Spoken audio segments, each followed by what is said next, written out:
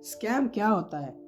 Scam माने किसी को भरोसा देके अपना काम पूरा करके फिर उसको धोखा देना, ये स्कैम है। तो आज हम ऐसे ही एक स्कैम के बारे में बात करने वाले हैं जिससे हमारे भारत में बहुत सारे स्टूडेंट्स और पेरेंट्स फंस जाते हैं। तो चलिए इस स्कैम के बारे में बोलना शुरू करते हैं। तो हमारे इंडिया में ऑलमोस्ट हर साल 3 लाख से भी ज्यादा एमबीए स्टूडेंट्स ग्रेजुएट होते हैं और इन 3 लाख ग्रेजुएट्स में सिर्फ हार्डली 100 या 200 लोगों को एक्चुअली एमबीए का मतलब क्या होता है वो समझ आता। और अगर बाकी ग्रेजुएट से पूछा जाए कि एमबीए से उन्हें क्या मिलने वाला है तो 90% ग्रेजुएट्स का बस एक ही जवाब होता है कि उन्हें अच्छा जॉब चाहिए और अच्छे कॉलेज में एडमिशन चाहिए जिससे उन्हें अच्छी सैलरी मिले। पर एमबीए का फुल फॉर्म क्या है guys? Masters in business administration. तो यहाँ पे बिजनेस कैसे करना है वो पढ़ाया जाता है।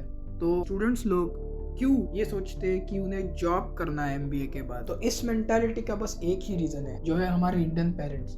तो होता क्या है ना गाइस यहाँ पे कि ये पेरेंट्स कहीं से तो सुन के आते हैं कि कैसे उनके पड़ोसी, रिश्तेदार, चाचा चाची का बेटा एमबीए किया और कैसे उसको 1 लाख रुपए का जॉब है, कैसे उसको एक अच्छी कंपनी में जॉब मिला और कैसे अभी वो एकदम वेल सेटल्ड है। ये वर्ड सेटल सुन के ही हमारे इंडियन पेरेंट्स आ जाते हैं कि देखो यार इनका बेटा कैसे अच्छा कमा रहा है और हमारा नालायक देखो बैठा है आराम से, चलो उसको भी एमबीए कराते।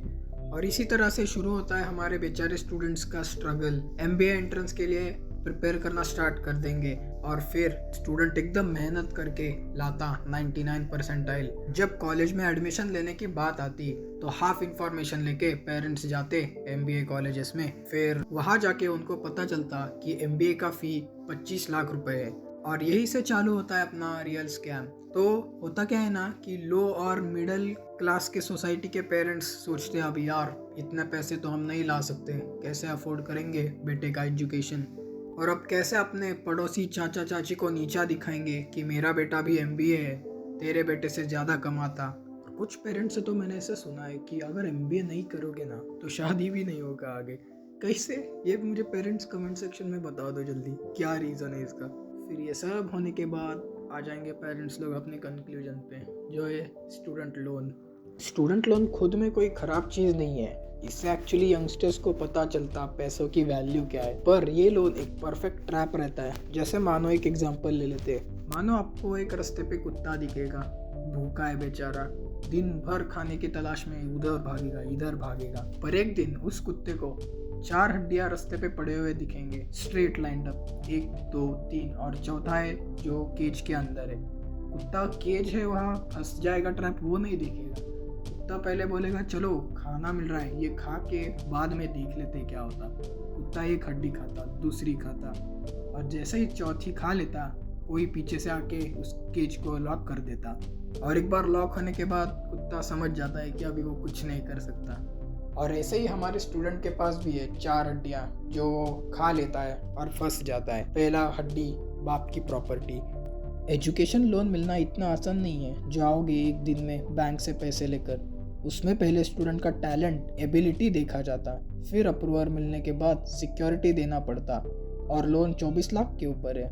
इसीलिए अपने माँ बाप को मजबूरी में अपनी प्रॉपर्टी देना पड़ता सिक्योरिटी के लिए। तो दूसरी हड्डी रहती स्टूडेंट का ईगो। स्टूडेंट अपने एंट्रेंस एग्जाम के मार्क्स देख के इतना मोटिवेटेड हो जाता कि वो क्या करने जा रहा है उसका रियलाइजेशन ही नहीं देख पाता। स्टूडेंट बोलेगा है एमबीए एंट्रेंस एग्जाम क्लियर किया मैंने, तो एमबीए क्या है, ऐसे चुटकियों में क्लियर कर दूंगा। और तीसरी हड्डी सोसाइटी रहता। यहाँ पे पड़ोसी चाचा का इलॉजिकल फिलॉसफी सुन सुनकर और माँ बाप की गालियाँ खा खा कर स्टूडेंट्स भी वही बिलीव करने लगते हैं कि हाँ यार ये लोग भी सही बोल रहे हैं, ये लोग अपने फ्यूचर के ही बारे में सोच रहे हैं।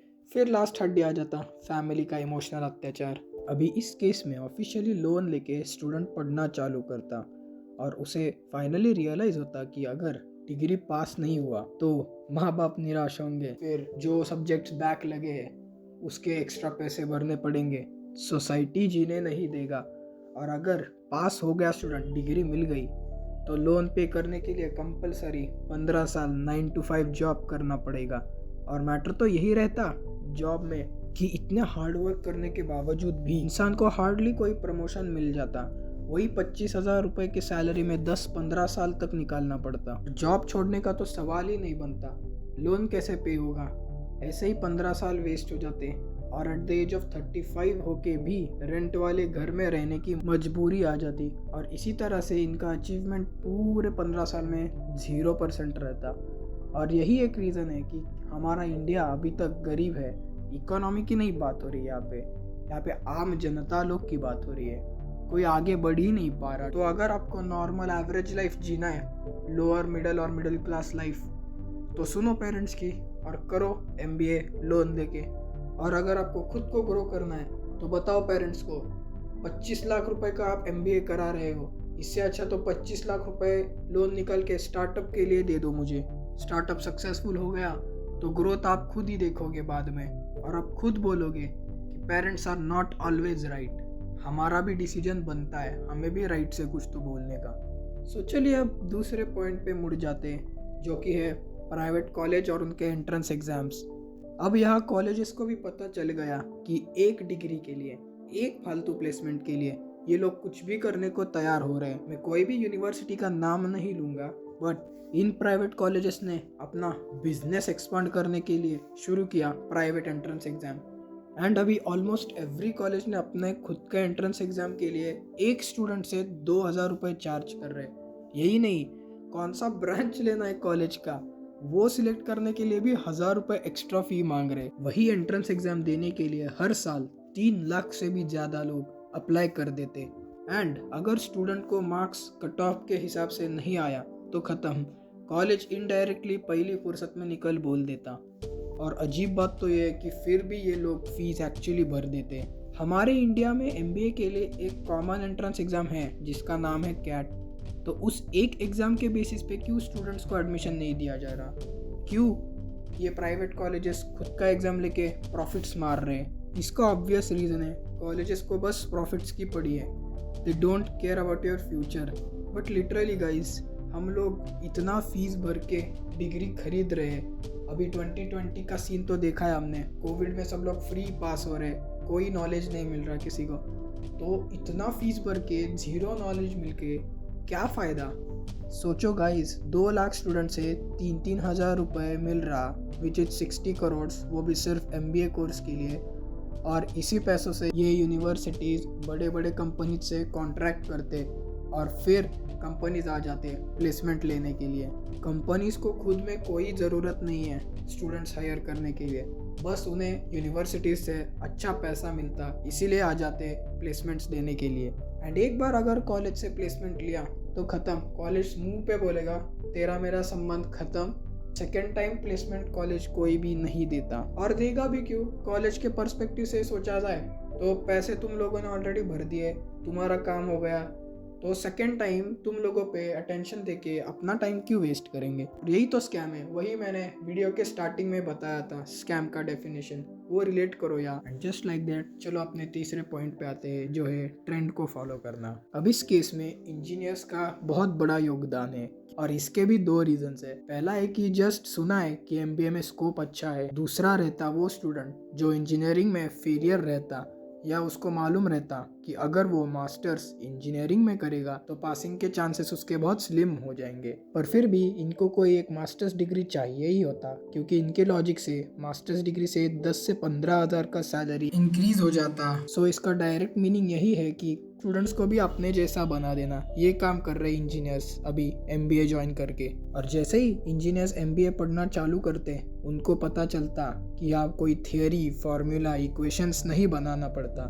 सो कंपैरेटिवली उनके लिए MBA एक इजी कोर्स बन जाता। इनके पढ़ने का तरीका अलग ही होता, क्योंकि ये लोग गधे जैसा रट्टा मार के मार्क्स के लिए पढ़ना चालू कर देते। और इनका इसी एटीट्यूड की वजह से जो 11th स्टैंडर्ड से मैनेजमेंट पढ़ रहा उसको ये मार्क्स दिखा के डरा देते। एंड यही एक रीज़न है कि मैनेजमेंट स्टूडेंट्स भी वही करना शुरू कर देते, बिकॉज इनके पास कोई ऑप्शन ही नहीं बचता। सोसाइटी को बस मार्क्स की पड़ी रहती, को कितना नॉलेज मिला ये कोई नहीं देखेगा। और इन्हीं चीज़ों के कारण हमारे इंडिया में बहुत कम एंटरप्रेन्योर्स निकलते, क्योंकि इन इंजीनियर्स ने मास्टर इन बिजनेस एडमिनिस्ट्रेशन का कल्चर खराब करके मास्टर इन जॉब एडमिनिस्ट्रेशन कर दिया। एंड नाउ हर साल 75% से भी ज़्यादा इंजीनियर्स MBA में एडमिशन ले रहे, और इन्हीं के वजह से इस डिग्री का कोई भी वैल्यू या प्रेस्टीज नहीं बचा, क्योंकि ग्रेजुएट्स ही इतने हो गए हैं कि सबको जॉब दे पाना इम्पॉसिबल है। और अगर जॉब चाहिए तो 10,000 पे काम करना पड़ता। MBA करने के लिए जिस इंटेंशन से लोग आया करते थे अभी वो पूरा बंद हो गया है। अभी बस जॉब ढूंढने के लिए लोग MBA कर रहे हैं। और अगर ये चेंज करना है तो सबसे पहले जो दूसरे प्रोग्राम से स्टूडेंट्स आ रहे हैं मैनेजमेंट में वो बंद होना चाहिए। और हाँ, अभी ये सुन के इंजीनियरिंग गुस्से से लाल हो गए होंगे, आई नो, बट तुम लोग 5 मिनट के बाद सोच समझ के रिप्लाई दे देना, क्योंकि तुम्हारे 1 मिनट के ईगो के लिए मैं अपना टाइम बर्बाद नहीं करना चाहता।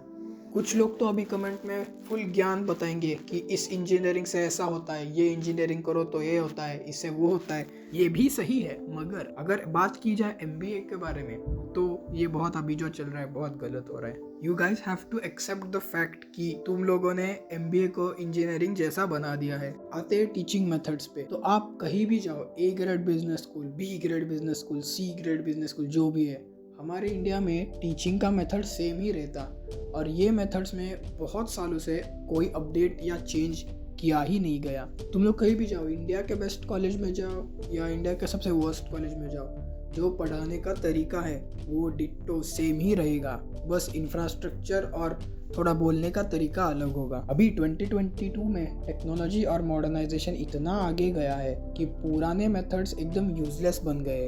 अब भी वो जो हम असाइनमेंट्स और प्रोजेक्ट्स दे रहे हैं उसमें सिर्फ व्हाट इज़ मैनेजमेंट या डिफाइन मैनेजमेंट ऐसे क्वेश्चंस पूछा जाते जो लिखने को बोलते यूनिवर्सिटीज़। इससे अच्छा तो अगर 2 घंटा बिजनेस स्टार्टअप के लिए सोचो और उसके ऊपर प्रोजेक्ट बनाओ, ये बोल दिया तो कितना मज़ा आएगा MBA पढ़ने में। और इन्हीं में जिसका सबसे बेस्ट प्रोजेक्ट रहेगा, यूनिवर्सिटीज़ क्या कर सकती है, उन लोगों को फाइनेंशियल सपोर्ट देके उसी प्रोजेक्ट के ऊपर काम करने के लिए स्टूडेंट को बोल देना चाहिए। और अगर प्रोजेक्ट किया ही नहीं तो डिग्री ही नहीं देनी चाहिए। इससे स्टूडेंट्स हार्ड वर्क करना सीखेंगे, मेक एंड इनोवेट करते रहेंगे। जैसे अभी हमारे प्रधानमंत्री जी आत्मनिर्भर भारत के बारे में इतना बोल रहे हैं, तो इससे ये साफ है कि हमारी सरकार चाहती है कि चलो यार बिजनेसेस खोलो, बढ़ाओ इंडिया की इकोनॉमी को। तो आते हैं कंक्लूजन पे, अगर आप नॉन बिजनेस बैकग्राउंड से हैं और आप चाहते हैं कि आप आगे जॉब करें तो आपके लिए MBA कोर्स बना ही नहीं है। आप MBA कोर्स ज्वाइन ही मत कीजिए, क्योंकि ये बिजनेस कैसे करते हुए पढ़ा रहे हैं, नहीं कि जॉब करना। और अगर आप कोई मिडिल क्लास फैमिली से है, आपका छोटा मोटा बिजनेस है, तो आप अपना खुद का स्टार्टअप कोई तो प्लान करके उस पर फोकस करना ट्राई करो, क्योंकि अगर वो फेल हो ही गया इन केस तो आपके लिए बैकअप बना है ऑलरेडी, जो कि आपका फैमिली बिजनेस है। क्योंकि एट लास्ट आप कोई भी कॉलेज में जाओ, 3 लाख फी भरो, 8 लाख फी भरो, 12 लाख फी भरो या 24 लाख फी भरो, ऑन एन एवरेज आपको 25,000 के आगे नहीं मिलेगा। 1 लाख का प्लेस ये देखने से पहले खुद का क्वालिटीज चेक करो और फिर एडमिशन लेके आ जाओ कॉलेज पढ़ने के लिए। तो भाई कोई भी किताब ले लो, कोई भी किताब से आपको नॉलेज नहीं मिलेगा जब तक आप खुद जाके वो नहीं करोगे, तब तक कुछ नॉलेज आएगा। अभी एक एग्जाम्पल ले लेते हैं, चलो जैसे आप इम्पोर्ट करने जा रहे हो, इम्पोर्ट ठीक है, कॉन्ट्रैक्ट चाहिए, ये साइन करना पड़ता है, वो साइन करना पड़ता है, पर एक्चुअली जो डॉक्यूमेंट है वो क्या है आपको मालूम है? नहीं। तो पॉइंट क्या है, बस बुकिश लैंग्वेज पढ़ के अगर ऐसे ही अगर मैं बिजनेस चालू कर पाता तो भाई खत्म ही हो जाता काम। आज के लिए बस इतना ही। अगर आपको वीडियो पसंद आया है तो प्लीज़ लाइक कीजिए, अपने दोस्तों को शेयर कीजिए, अवेयरनेस दे दीजिए। Thank you so much.